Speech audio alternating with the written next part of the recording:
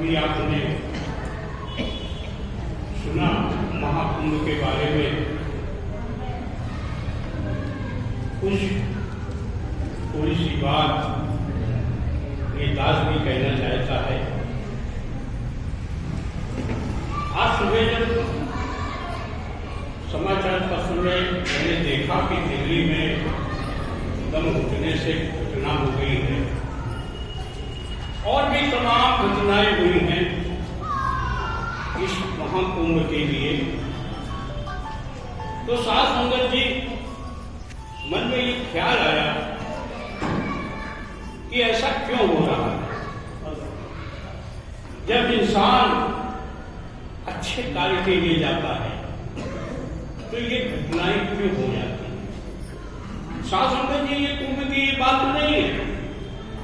हमने तो देखा जितने धार्मिक कार्यक्रम होते हैं जहां पर मांस इकट्ठा होता है और कहीं उसमें उपहार बांटा जाता है तो निश्चय ही ये घटना होती है। कहीं साड़ी कांड हो जाता है, कहीं प्रसाद कांड हो जाता है, कुछ न कुछ होता जरूर है। तो मैंने जब विचार किया तो बचपन में जब छात्र था दास, तो एक संस्कृत में किताब चलती थी और उसमें एक पाठ था जिसका टाइटल था गतानुगतिको लोका। उसका अर्थ ये है कि हम लोग एक दूसरे की नकल करते हैं बिगैर भाव के, बिगैर अर्थ जाने। व्रत भी रहते हैं तो बिगैर अर्थ जाने, पूजा भी करते हैं तो बिगैर अर्थ जाने, और ये परिणाम होता है कि हम उसका लाभ तो नहीं मिलता, हानि उल्टा मिल जाती है।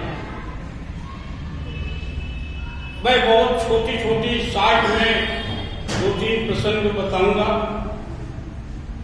एक साधु बाबा गंगा किनारे गए स्नान करने। अब उनके पास कुछ थोड़ा सा सामान था तो उन्होंने कहा क्या किया जाए, नहाना भी है, कहीं ऐसा ना हो कोई हमारा सामान ले जाए। उन्होंने बालू का एक शिवलिंग बनाया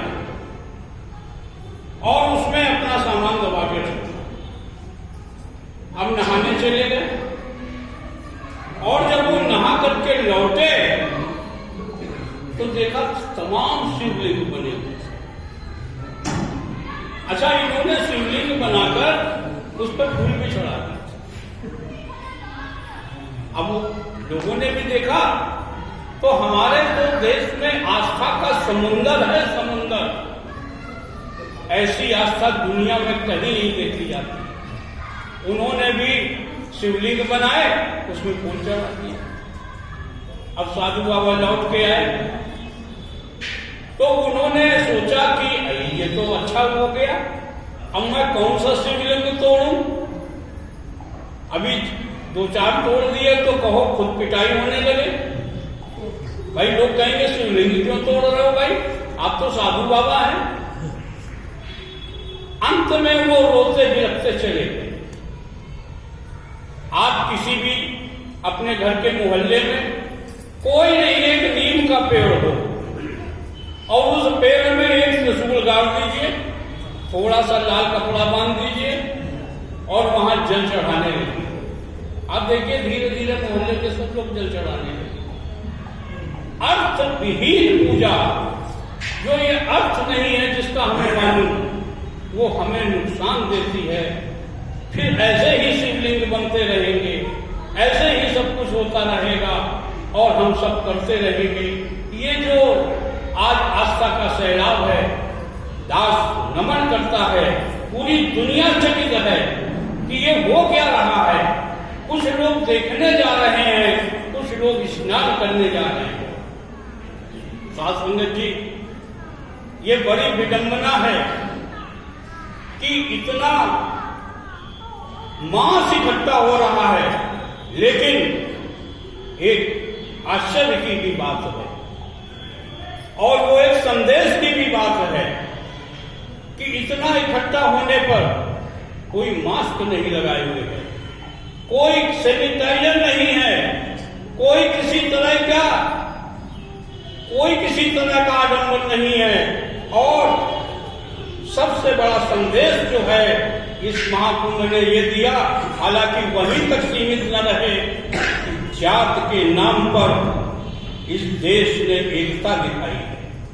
वहां स्नान करने वाला ना तो ये पता लगता है जो सामाजिक व्यवस्था है कि ये ब्राह्मण है कि क्षत्रिय है कि वैश्य है कि शूद्र है, सब एक साथ स्नान कर रहे हैं। ये एक बहुत बड़ा संदेश है और इस संदेश को अगर जीवन में चरितार्थ कर लिया जाए, अगर हम अपने सामाजिक परिवेश में इसका स्थान इसको दे दें तो निश्चय ही आप ये मानिए कि बहुत बड़ी समस्या हल हो जाए।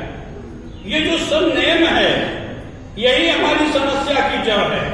आप देखिए कोई साधु संयम नहीं लगाता, कोई साधु को आप बता दीजिए, ये कथावाचक को लगाते हैं लेकिन कोई साधु नहीं लगाता। उन्होंने सबसे पहले अगर कोई चीज खत्म की है तो वो जात को ही खत्म किया है। कलाकार की कोई जात नहीं होती, सद्गुरु की कोई जात नहीं होती, और यही एक संदेश ये महाकुंभ से भी मिलता है। अब बात आती है कि क्या पाप धुल जाते हैं? साध संगत जी ऐसे कुछ पाप हैं, मैं उनकी व्याख्या नहीं करूंगा लेकिन पापों का नाम लेता हूं।